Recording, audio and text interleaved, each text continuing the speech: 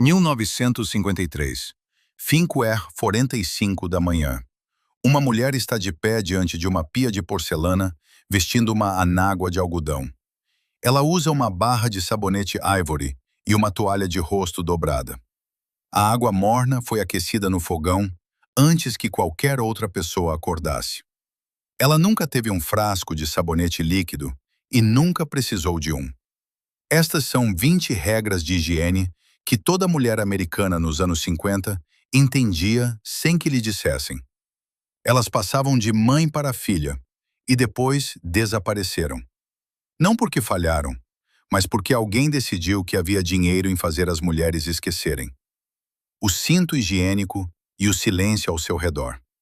Toda mulher nos Estados Unidos lidava com seu ciclo mensal com um absorvente de algodão mantido no lugar por um cinto elástico com clipes de metal. Ninguém falava sobre isso. Nem uma vez. O cinto de contorno Mods, o Kotex Wonderform, uma tira elástica estreita nos quadris com 2 ganchos de metal, um na frente, um atrás. O absorvente tinha longas abas de tecido que passavam pelos clipes. Uma caixa com 12 mods custava cerca de 35 centavos em 1954. Vendido atrás do balcão da farmácia em uma embalagem parda simples. A palavra absorvente era a única linguagem pública permitida. As meninas aprendiam o sistema com suas mães em quartos sussurrados. Nenhuma aula de saúde, nenhum panfleto. Apenas um cinto, uma caixa e uma porta fechada. Uma geração inteira lidou com isso sem reclamar, sem uma única palavra pública, sem um produto projetado para fazê-las se sentirem defeituosas por terem um corpo. O silêncio era a regra, e o silêncio continha dignidade. Esse silêncio moldava cada parte da vida diária. E a primeira regra de cada manhã começava antes do sol nascer. O gargarejo matinal com Listerine. Toda manhã começava na pia com uma tampa de Listerine mantida no fundo da garganta por 30 segundos. Não bochechado, gargarejado. O frasco de vidro âmbar com o rótulo de papel. A ardência do eucaliptol e do mentol. Picava o palato mole. Os olhos lacrimejavam. Você segurava. Você não cuspia antes da hora. Um frasco custava 49 centavos e durava um mês. Os anúncios na revista Life alertavam sobre a halitose como uma desgraça social. Mas o gargarejo nunca foi sobre medo. Era sobre começar o dia limpo de dentro para fora. Havia algo de disciplinado naquela ardência. Você não estava acordada até suportá-la. Era o despertador que o corpo entendia. Depois do gargarejo, vinha a parte da manhã que ninguém vê nas fotografias antigas. Acontecia atrás de uma porta trancada, com uma toalha de rosto e uma barra de sabonete. O banho diário de esponja na pia. Um banho completo era um evento semanal, mas toda santa manhã, uma mulher ficava diante da pia e lavava todo o corpo com um pano, água morna e sabonete. Sabonete Ivory, 10 centavos a barra. Ela começava pelo rosto e pescoço, depois debaixo de cada braço, depois atrás das orelhas. Se a casa não tivesse aquecedor de água, ela aquecia a água no fogão. 8 minutos. O espelho embaçava apenas o suficiente para suavizar seu reflexo. O banho de chuveiro diário não se tornou padrão nos lares americanos até meados da década de 1960. Ela estava limpa todos os dias de sua vida. Ela não precisava de 150 litros de água quente para chegar lá. Depois do banho de esponja, vinha o passo final que selava tudo. Aquele guardado em um recipiente branco e redondo na parte de trás da caixa acoplada do vaso sanitário. Talco em cada dobra e vinco. Após se lavar, ela polvilhava talco debaixo dos braços, sob os seios, entre as coxas e na nuca. Toda manhã, sem exceção, talco de bebê Johnson's na lata branca com o rótulo azul, 25 centavos. Ela batia no fundo e sacudia uma nuvem de giz na palma da mão. Ela o pressionava em cada dobra onde a umidade pudesse se acumular. O pó absorvia o suor antes que ele começasse. O banheiro cheirava a talco e sabonete. Esse era o cheiro de limpeza em 1953. Ela não chamava isso de frescor. Ela não precisava de um nome para isso. O pó era o ponto final da frase. Havia uma parte de seus cuidados pessoais que seguia um cronograma completamente diferente, e quebrá-lo era considerado quase imprudente. Lavar o cabelo apenas uma vez por semana. Ela lavava o cabelo uma vez por semana. Sábado à noite ou domingo de manhã. Era isso.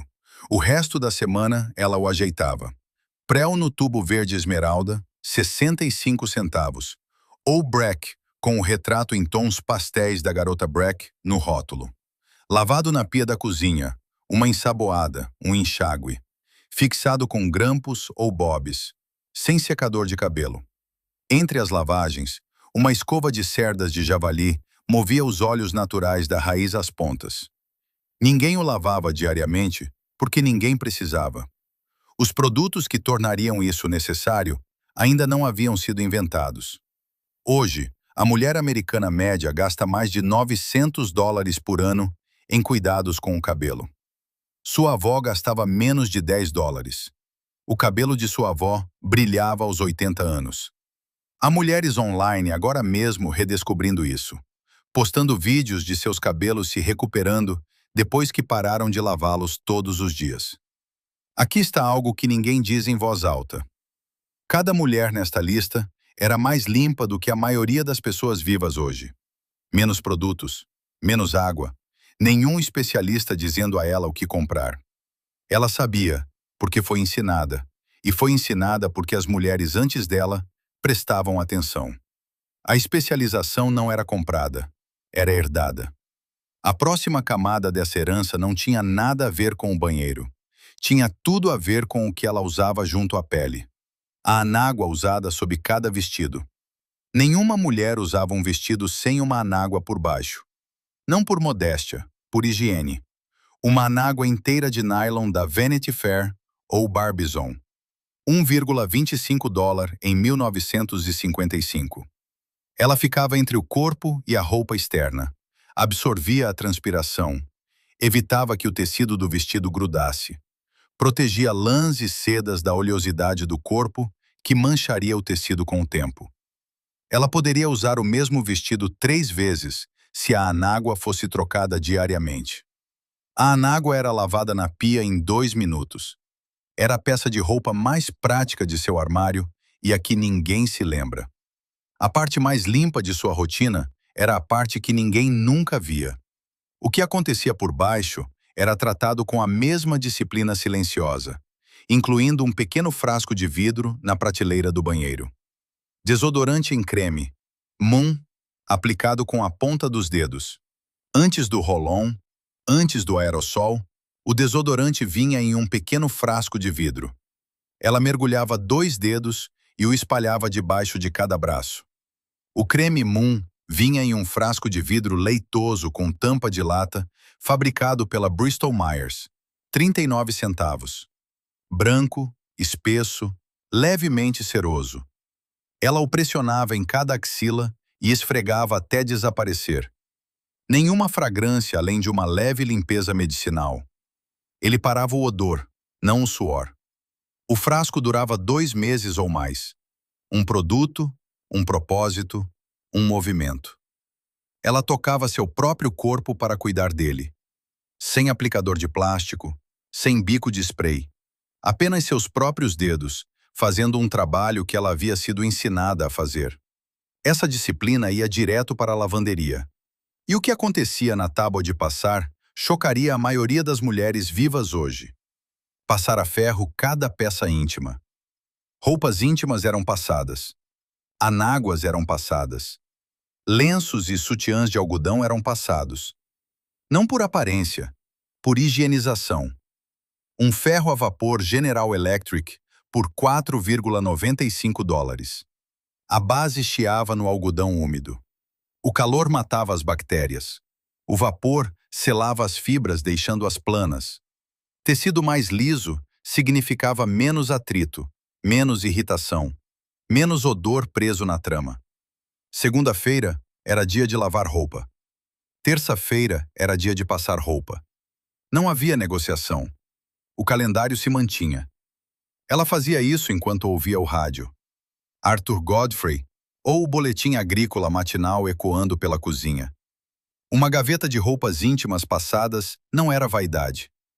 Era a prova de que alguém naquela casa mantinha a ordem. De que as menores coisas não eram indignas de atenção.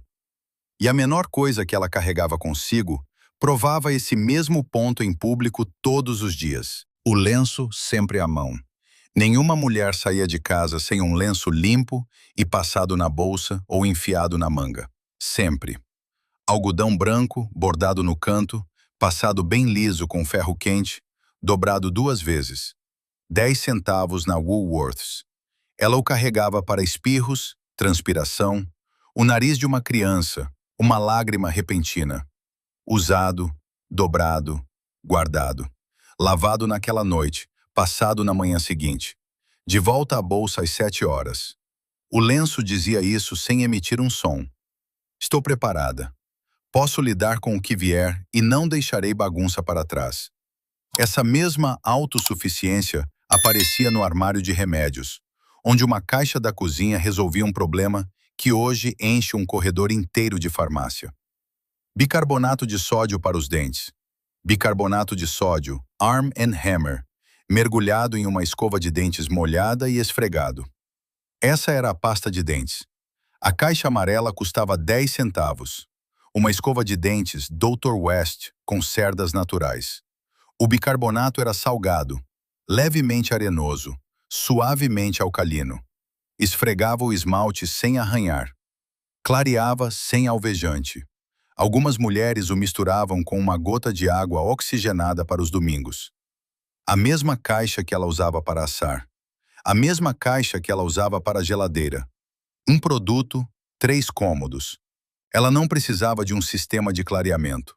Ela precisava de 10 centavos, uma escova de dentes e o bom senso de usar o que já funcionava. Sabonete Ivory e nada mais.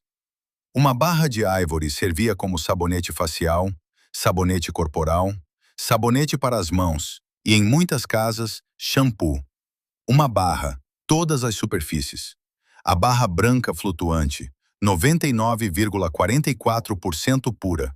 10 centavos na loja de variedades. A espuma era fina e limpa, sem perfume. Ela lavava o rosto com ele. Ela lavava as crianças com ele. Ela lavava o próprio corpo no banho semanal. A barra ficava fina e translúcida antes de ser substituída.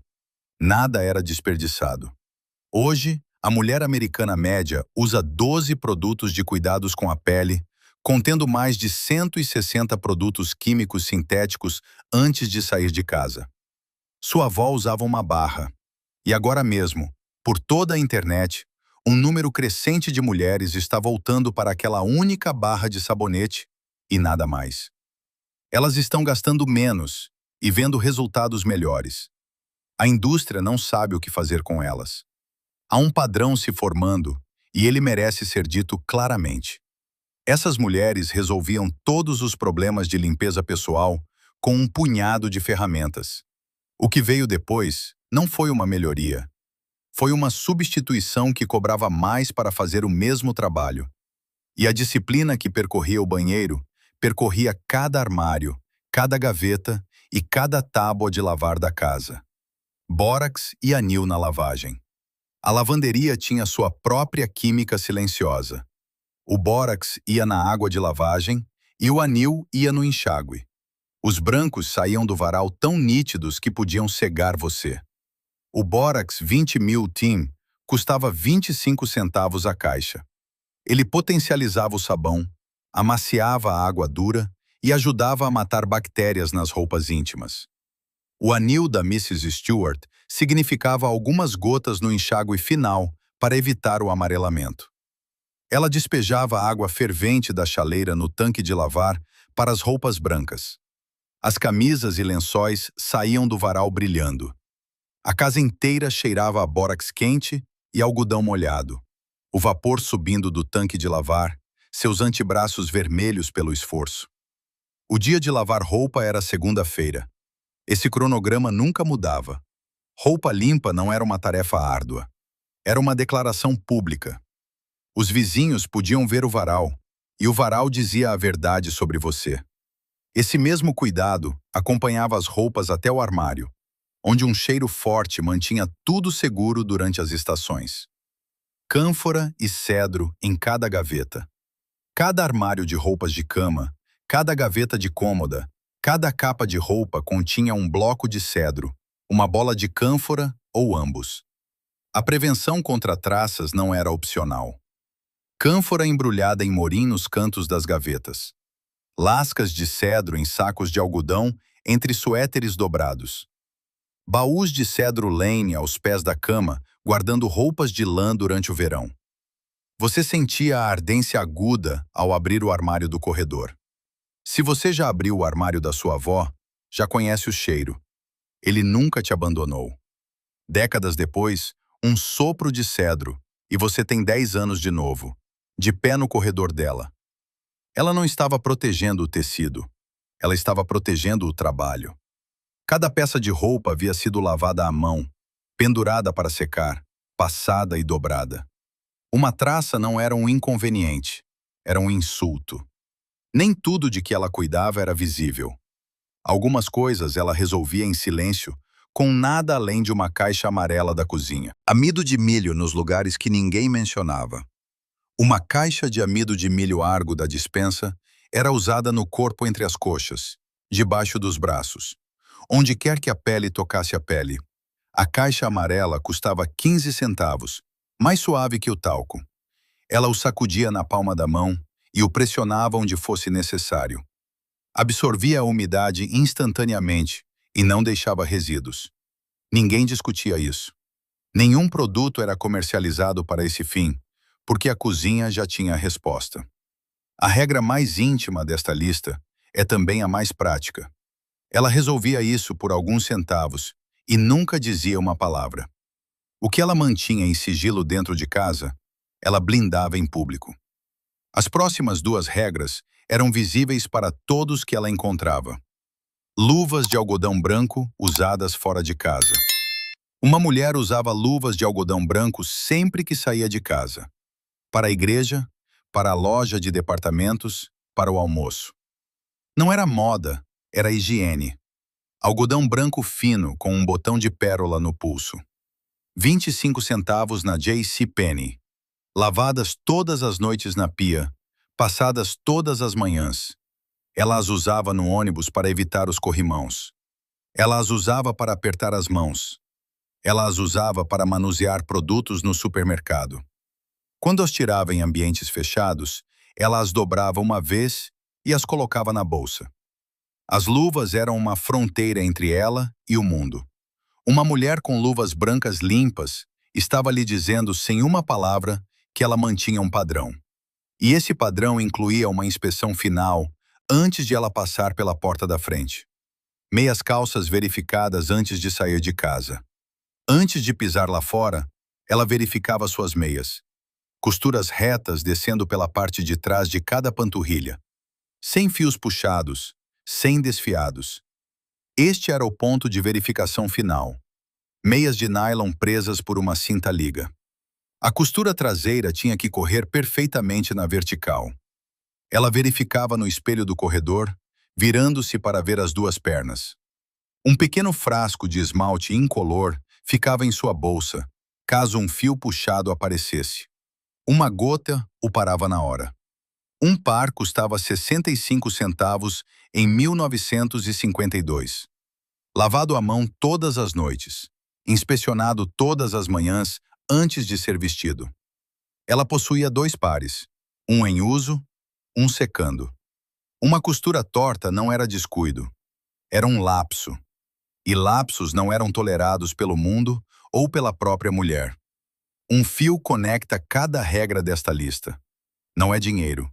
Não é acesso, é atenção.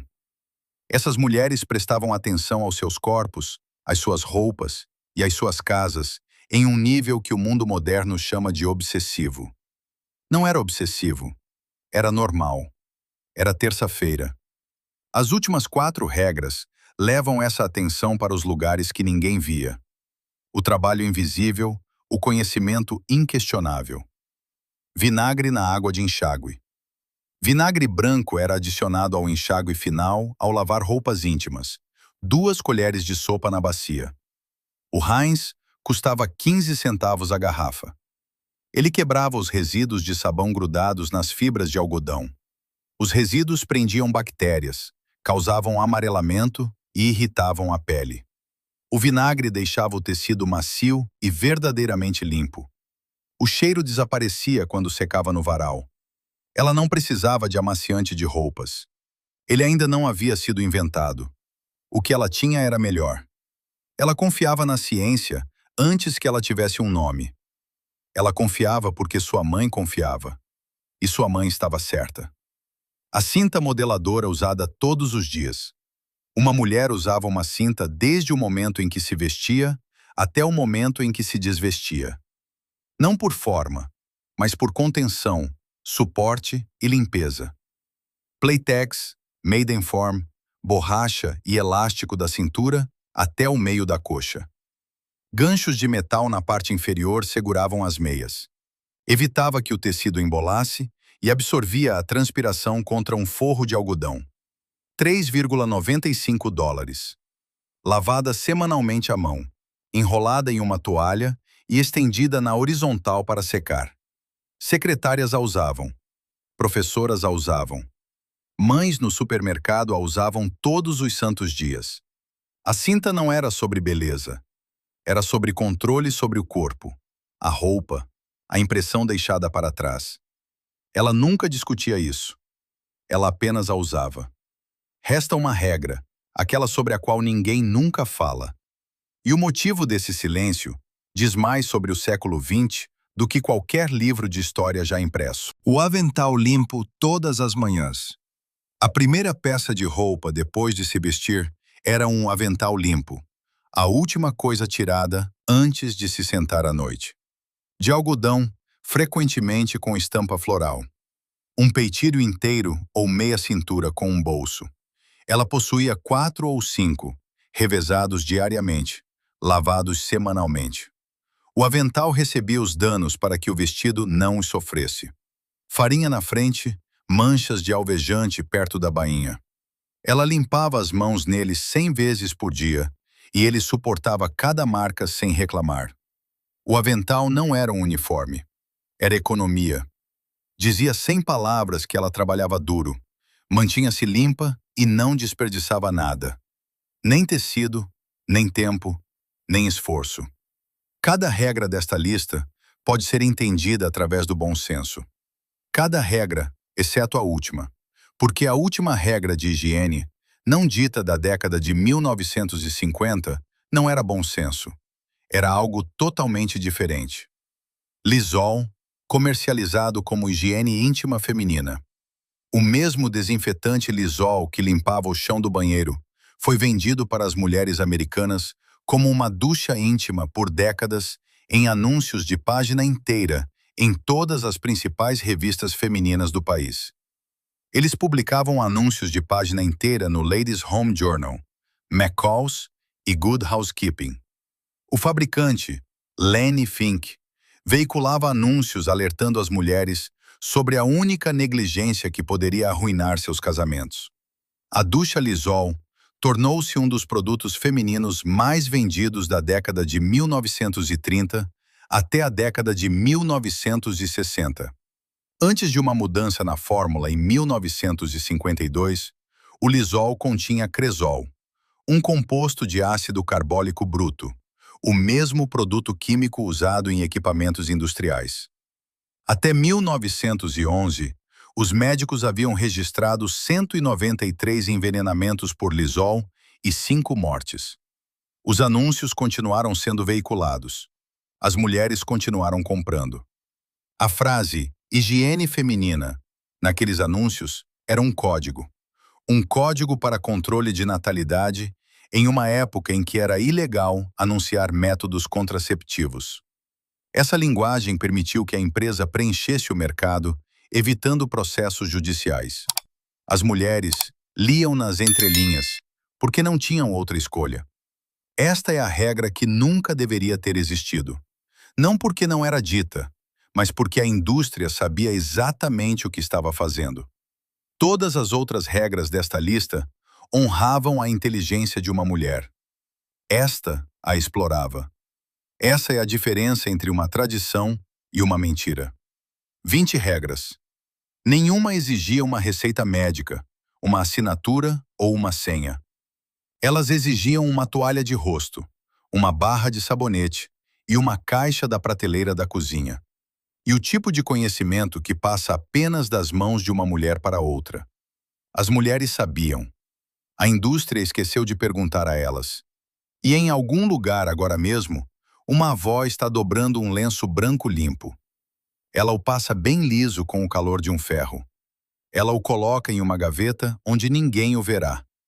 Ela não faz isso por ninguém. Ela faz isso porque é quem ela é.